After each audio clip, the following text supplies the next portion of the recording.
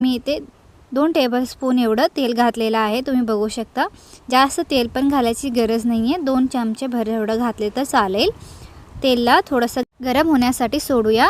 तेल गरम झाल्यानंतर जे आपण पनीर छानपैकी मसाल्यामध्ये मिक्स करून घेतलेलं आहे ते पनीर पॅनमध्ये घालूया आणि पनीरला छानपैकी फ्राय करून घ्यायचं आहे। गॅस फ्लेम जो आहे मीडियम फ्लेममध्ये ठेवायचा आहे। हाय फ्लेममध्ये ठेवला तर जळू शकते, त्यामुळे फ्लेम जो आहे मीडियममध्येच ठेवायचा आहे।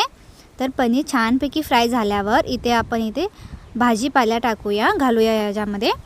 तर मी इथे कॅप्सिकम घेतलेला आहे, तुम्ही बघू शकता। मी इथे लांब लांब कट करून घेतलेला आहे, तुम्ही छोटे छोटे पण तुकडे पण करून घेऊ शकता। आणि एक कांदा पण घेतलेला आहे, त्यानंतर गोबी, त्यानंतर टमाटो पण घेतलेला आहे।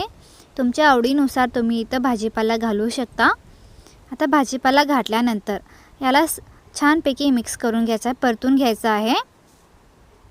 तर छानपैकी याला परतून घेतल्यानंतर थोडासा आपण इथं मीठ पण घालूया। मीठ तुमच्या आवडीनुसार घालू शकता। ऑलरेडी मीठ आपण इथे पनीरमध्ये पण घातलेलं आहे, तर तुम्ही बघून घालू शकता टेस्ट करून। तर बघा इथं छानपैकी याला परतून घेतलेलं आहे। जे आपण गोबी, टोमॅटो आणि कॅप्सिकम घेतलेलं आहे ते छानपैकी परतून झाल्यावर याला गॅस ऑफ करून याला साईडमध्ये ठेवूया। त्यानंतर मी इथे चपाती घेतलेला आहे। आज आपण इथे पनीर रोल बनवणार आहोत, ते पण चपातीचा यूज करके। तो मी इथं सॉस पण घालत आहे। मुलांना असं करून दिल्यावर मुलं खूप आवडीने खातात आणि तुमचं टिफिन बॉक्सला पण याला देऊ शकता मुलांसाठी। तर सॉसला छानपैकी परतून घेऊया। त्यानंतर जो आपण इथं स्टफिंग बनवून घेतलेला आहे पनीरचा, तो पनीर इथं मी स्टफिंग घालती हूँ।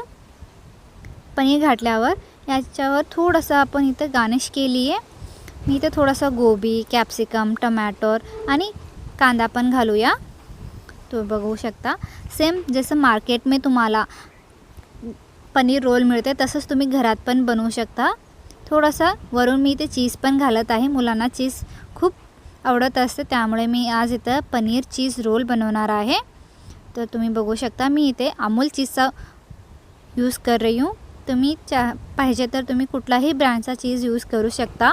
थोड़ा सा ऊपर से मी इथं थोडासा कोथिंबीर पण ॲड कर रही हूँ। अब मी त्याला रोल करून देते, तर तुम्ही बघू शकता अशा प्रकारे रोल करायचं झाल्यावर थोडंसं ह्याला गरम करून घेऊया।